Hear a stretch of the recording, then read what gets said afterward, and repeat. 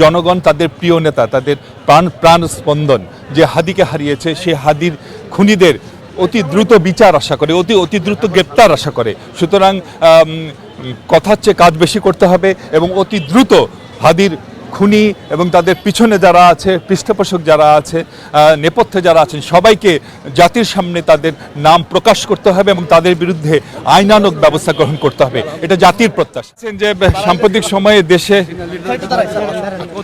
স্বৈরাচার মুক্ত হয়েছে, যে লড়াইয়ের নেতৃত্বে ছিলেন আমাদের নেতা জনাব তারেক রহমান। এদেশের ছাত্র যুবক জনতা সবাই ঐক্যবদ্ধ হয়ে একটি স্বৈরাচারকে হটিয়েছেন। শত শহীদদের রক্তের মাধ্যমে এই বিজয় আমাদের অর্জিত হয়েছে।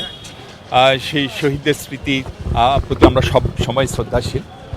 শহীদের রক্তসিক্ত এই মাটিতে আমাদের নেতা জনাব তারেক রহমান দেশে এসেছেন শহীদদের স্বপ্নকে বাস্তবায়ন করবার জন্য। যে স্বপ্ন দেখে আমাদের শহীদরা জীবন দিয়ে গেছেন, একটি সমৃদ্ধ বাংলাদেশ, একটি আধিপত্যবাদ প্রভাবমুক্ত বাংলাদেশ, একটি স্বৈরাচার মুক্ত বাংলাদেশ। সেই বাংলাদেশ, যে বাংলাদেশে মানুষের কথা বলার অধিকার থাকবে, রাজনীতি করার অধিকার থাকবে, যে বাংলাদেশে দুঃখ থাকবে না, কষ্ট থাকবে না, কৃষক, শ্রমিক, ছাত্র জনতা সবাই তাদের সমস্ত সমস্যাগুলো থেকে বেরিয়ে আসবে এবং এগিয়ে যাবে একটি সমৃদ্ধ ভবিষ্যতের ঠিকানায়। সেই বাংলাদেশকেই এগিয়ে নিয়ে যাওয়ার জন্যে আমাদের নেতা তারেক রহমান দেশে এসেছেন এবং জনগণ আজকে আশাবাদী। আপনারা দেখেছেন যে যেদিন উনি এসেছিলেন, সেখানে এক মানে কি দৃশ্যের অবতারণা হয়েছিল। লক্ষ লক্ষ মানুষ, এত মানুষ আমরা কখনোই এর আগে দেখিনি। তারা এসেছিলেন সবাই একটি আশা নিয়ে যে হয়তোবা যে দুরাশার মধ্যে আমরা আছি, এমন নেতা আমাদের কাণ্ডারি চলে এসেছেন। তিনি সেই দুরাশা থেকে জাতিকে মুক্তি দিবেন, জনগণকে মুক্তি দিবেন এবং দেশের সকল সমস্যার সমাধানে উনি কার্যকর পদক্ষেপ একদিন নেবেন। অত্যন্ত দুঃখজনক। আমরা প্রশাসনের সর্বস্তরে যারা আছেন সংশ্লিষ্ট সবাইকে অনুরোধ জানাবো, জনগণের ভাষা বোঝার চেষ্টা করেন। জনগণ তাদের প্রিয় নেতা, তাদের প্রাণ স্পন্দন যে হাদিকে হারিয়েছে, সেই হাদির খুনিদের অতি দ্রুত বিচার আশা করে, অতি দ্রুত গ্রেপ্তার আশা করে। সুতরাং কথার চেয়ে কাজ বেশি করতে হবে এবং অতি দ্রুত হাদির খুনি এবং তাদের পিছনে যারা আছে, পৃষ্ঠপোষক যারা আছে, নেপথ্যে যারা আছেন, সবাইকে জাতির সামনে তাদের নাম প্রকাশ করতে হবে এবং তাদের বিরুদ্ধে আইনানুগ ব্যবস্থা গ্রহণ করতে হবে। এটা জাতির প্রত্যাশা। আমরা প্রায় 16টি বছর আমরা ভোট দিতে পারি নাই, আমরা আমাদের ভোটাধিকার প্রয়োগ করতে পারি নাই। আমাদের কোটি কোটি তরুণ ভোটাররা তাদের জীবনের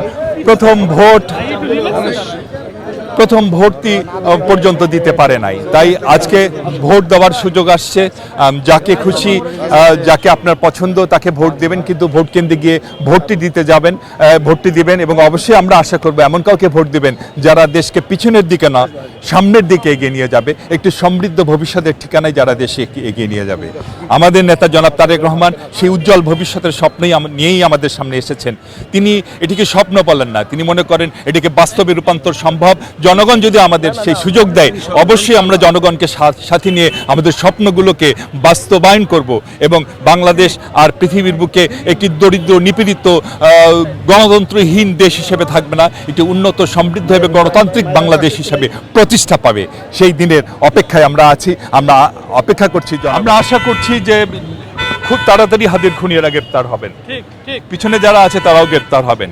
যদি বিষয়টি এমন হয় যে জনগণ বিএনপিকে ভোট দিয়েছে, জনগণ সরকার গঠন করেছে, অথচ দুর্ভাগ্যজনকভাবে হাদির খুনিরা গ্রেপ্তার হননি, তাহলে অবশ্যই প্রায়োরিটি লিস্টের প্রথমেই হাদির খুনিদের গ্রেপ্তার এবং সারা বাংলাদেশে যত খুনি আছে, যত সন্ত্রাসী আছে, যত চাঁদাবাজ আছে, সবার বিরুদ্ধে বিএনপি ব্যবস্থা গ্রহণ করবে।